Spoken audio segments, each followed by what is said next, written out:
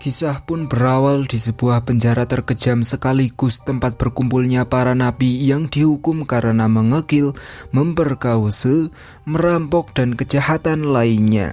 Tak lama kemudian datanglah dua detektif yang berkunjung ke penjara itu yang bernama John Dillinger dan Red Hamilton. Kemudian kita pun beralih ke para napi di mana kini ada beberapa napi yang sudah menyiapkan rencana dan entah dari mana mereka sudah mendapatkan pistol dan pisau. Dengan segera mereka pun membuat kekacauan dengan menyerang semua sipir, lalu mereka pun berusaha melarikan diri.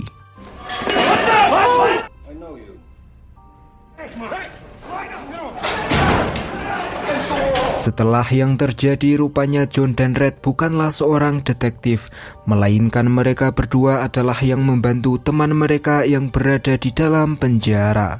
Kini mereka pun akan kabur diam-diam dan menghindari sipir pengintai yang berada di atas. Namun tiba-tiba seorang tahanan menembak sipir. Akibat dari tembakan itu, sipir di atas pun langsung mempertahankan diri dan kini mereka pun langsung adu mekanik.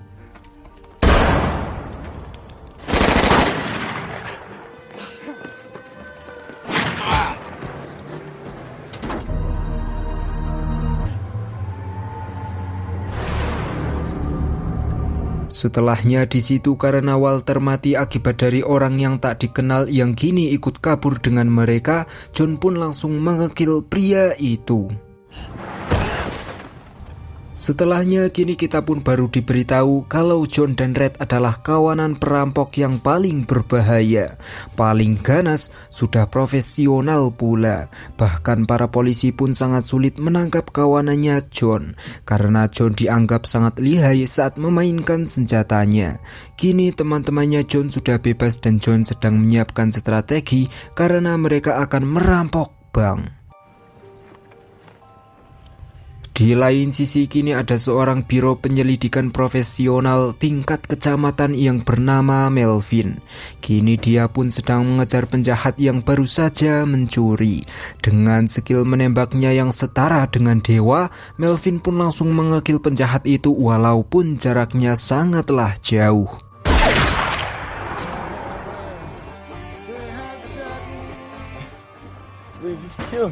Kita kembali lagi ke John di mana kini mereka sudah bersiap-siap untuk merampok bank paling kaya di kota itu. Mereka semua pun menyiapkan segala sesuatunya dan mereka sudah mempunyai suatu strategi. Berangkatlah mereka semua dan singkat cerita mereka pun sudah sampai di bank. Dengan segera mereka pun langsung merampok bank secara barbar.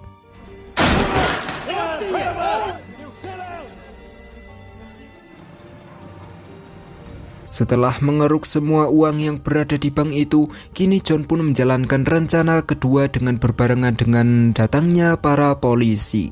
John dan teman-temannya pun menyandera dua pegawai bank dan mereka menggunakannya sebagai tameng.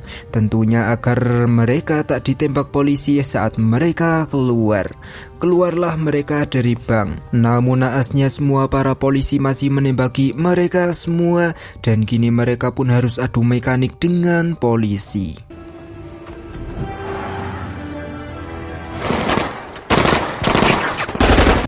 Ya, untung saja mereka semua hoki hingga tak ada satupun di antara mereka yang tewas. Kini mereka pun membawa dua sandera itu ke dalam hutan dan John mengikatnya di situ. John pun berkata kalau mereka berdua akan dibebaskan oleh polisi nanti malam. Lalu setelahnya mereka semua pun pergi meninggalkan sandera itu.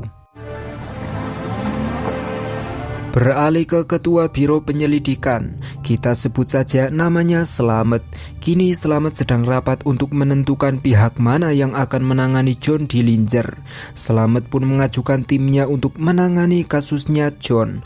Namun tiba-tiba hakim pun meragukan Slamet karena Slamet sama sekali tidak pernah turun lapangan. Dan yang menangani kasus yang disetujui Slamet selalu Melvin. Meskipun begitu Slamet pun terus memaksa untuk mengambil kasusnya John kali ini. Hakim pun memutuskan Slamet dan timnya menangani kasusnya John dan kini rapat pun selesai. Setelahnya Slamet pun mengajak detektif utama yang profesional untuk diwawancara. Siapa lagi kalau bukan Melvin?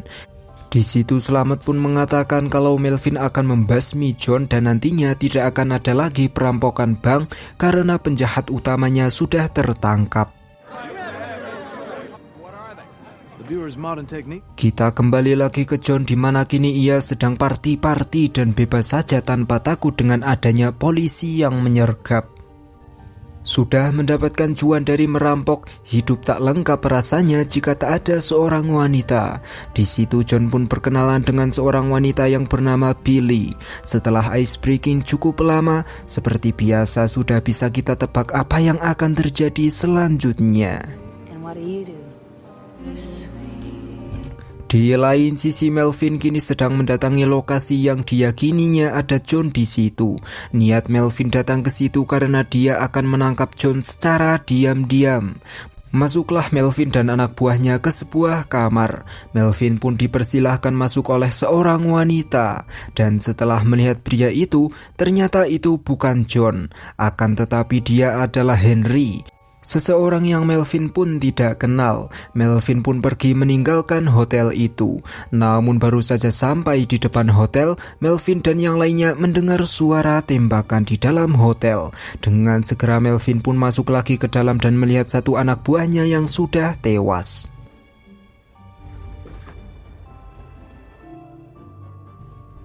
Esok harinya John pun membobol bank lagi bersama dengan rekan-rekannya. Mereka berhasil mengantongi berjuta-juta dolar dari bank itu tanpa adanya polisi yang mengganggu.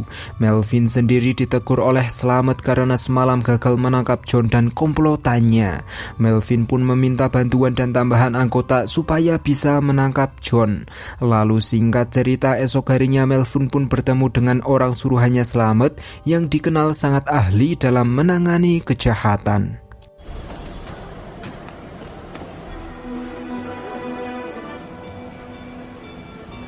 John sendiri kini rupanya sedang berada di pacuan kuda bersama dengan Billy. Billy yang sudah tahu kalau John ini adalah seorang perampok bank, ia pun memperingatkan John agar berhenti supaya hidupnya aman terkendali dan bisa meneruskan masa depan tanpa resiko. John pun berjanji kalau dia dan timnya tidak akan pernah tertangkap karena John sangat ahli dalam bidang perampokan bank.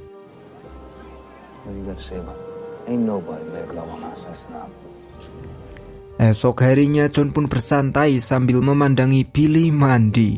Namun tiba-tiba John digerebek dan John pun ditangkap oleh timnya Melvin yang baru.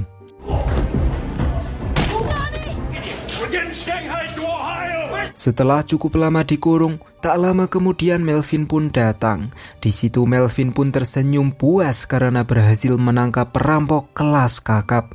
Melvin pun berkata kalau nanti John akan dieksekusi. Kemudian Melvin pun pergi dan seorang pria mengatakan pada John kalau John akan dipindahkan ke Indiana. Esok harinya John pun sampai di penjara Indiana. Para warga dan media yang tahu kalau John Dillinger si perampok profesional sudah tertangkap, para media pun langsung mewawancarai John. Dengan santuinya John menjawab semua pertanyaan mereka tanpa rasa takut dan seperti tidak akan masuk penjara.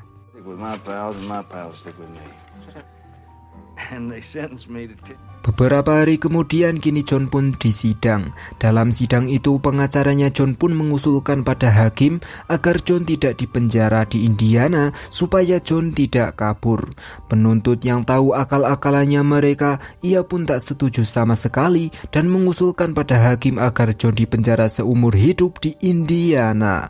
Hakim pun memutuskan akan menguji coba John di penjara Indiana selama 1 bulan. Jika dirasa cocok, maka John akan dipenjara di Indiana untuk waktu yang sangat lama.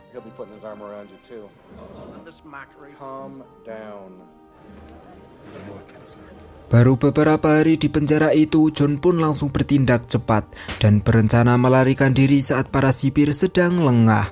John pun sudah merencanakan kabur dengan salah satu tahanan di sana. Dengan segera John pun melancarkan aksinya itu dan segera kabur bersama satu teman barunya itu.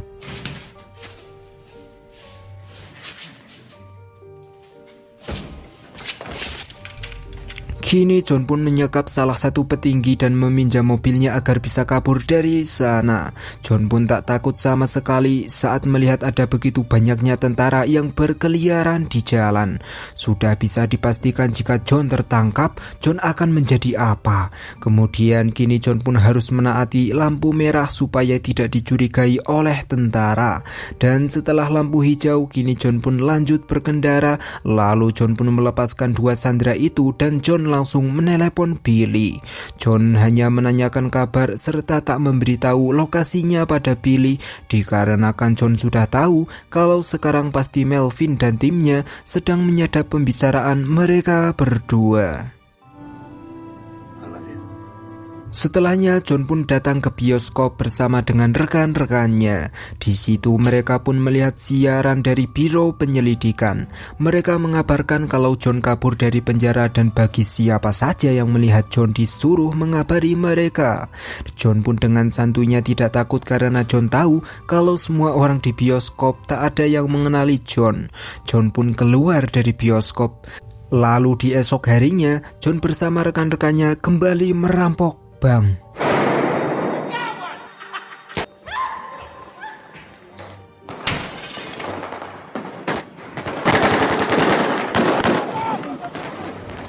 Setelah berhasil kabur, rupanya John terkena tembakan dari sniper. Karena tak berani ke rumah sakit, mereka pun kembali ke base camp mereka yang berada di dalam hutan. Di situ John pun hanya diobati dengan alat seadanya saja, lalu mereka pun membagi hasil dari merampok barusan. Per orang hanya dapat $8.000. Meskipun cuma $8.000, tapi tentu saja itu cukup untuk 1 bulan. Beralih ke Melvin, di mana kini mereka sudah menangkap temannya John yang hampir tewas. Di situ mereka pun menginterogasinya terlebih dahulu sebelum temannya John itu tewas. Dan setelah lama diinterogasi, dalam sekaratnya pria itu pun mengatakan kalau kemungkinan John dan yang lainnya berada di Little Bohemia yang berada di dalam hutan. Melvin dan timnya pun langsung segera datang ke lokasi sebelum John pindah tempat. Sesampainya di lokasi, Melvin pun langsung menginstruksikan untuk menembak siapa saja yang mencoba keluar dari hutan itu. Dan tak lama kemudian ada temannya John yang akan keluar menggunakan mobil. Dengan segera baku tembak di antara mereka pun tak bisa dihindarkan lagi.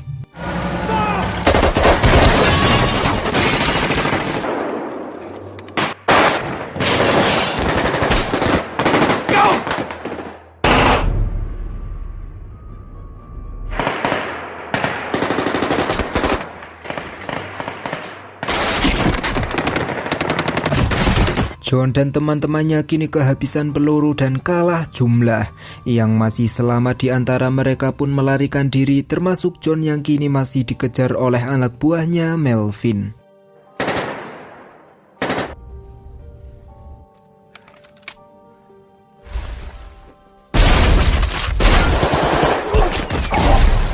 Henry sendiri kini masih selamat. Ia pun berpura-pura menjadi anak buahnya Melvin supaya bisa mencuri mobil anak buahnya Melvin. Tak lama kemudian Melvin pun datang ke jalan yang sama dan melihat rekannya sudah tewas. Ia pun memanggil temannya dan tak lama kemudian Melvin dan temannya pun mengejar Henry yang kini sedang menjemput John dan Red. Kemudian karena kecepatan mobil mereka kalah dengan mobil yang dikendarai oleh Melvin, John pun berhasil dijangkau.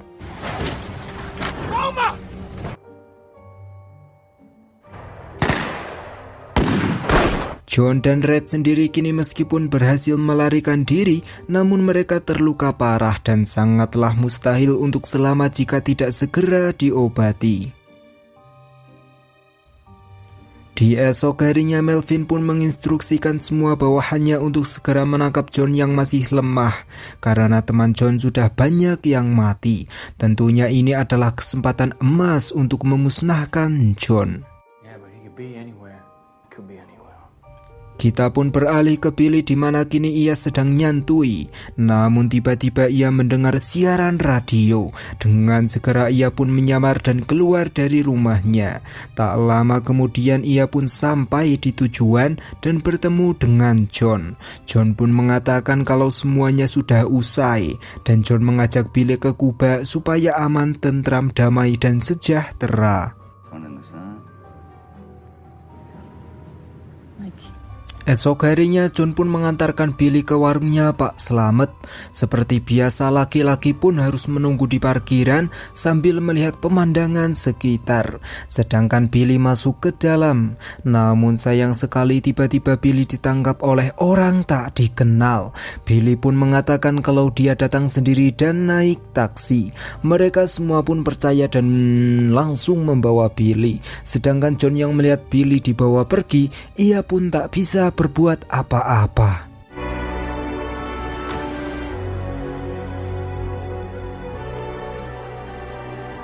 Setelah dibawa, Billy pun di situ diinterogasi habis-habisan sambil dipukuli. Billy pun mengatakan kalau harusnya mereka nanti akan bertemu di Hotel Addison.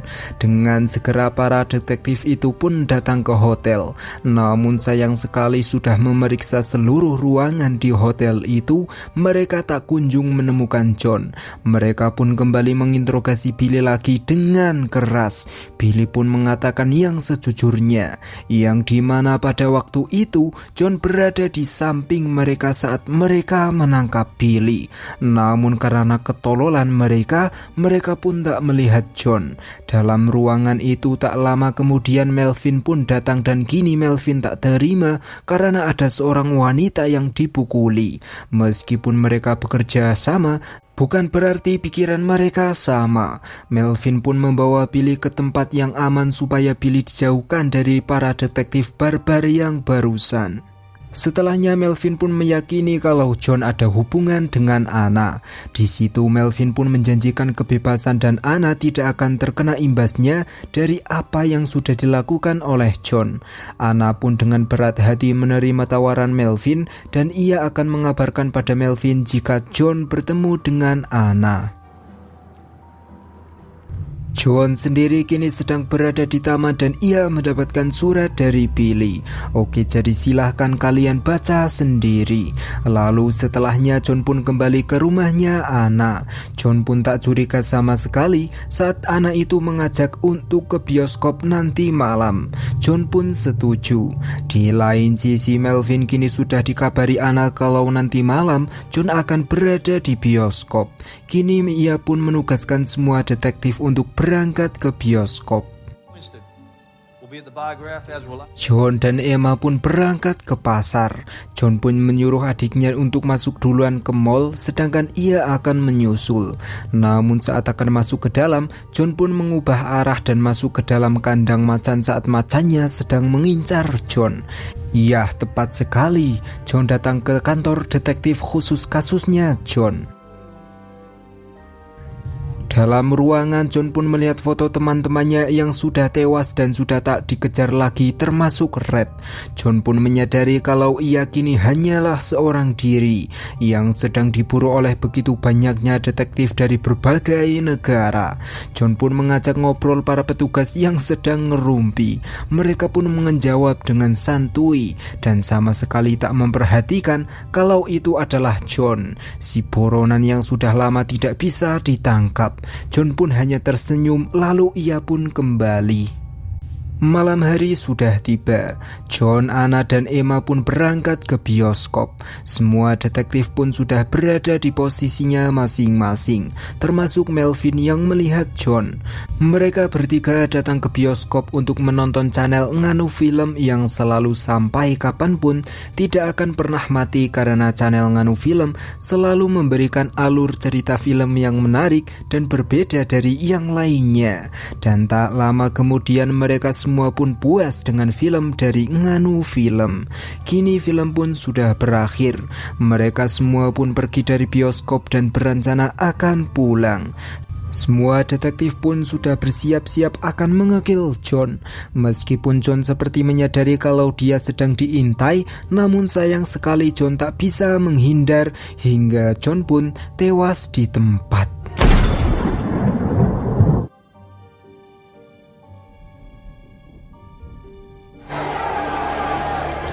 Beberapa saat kemudian Billy pun diundang ke kantor polisi.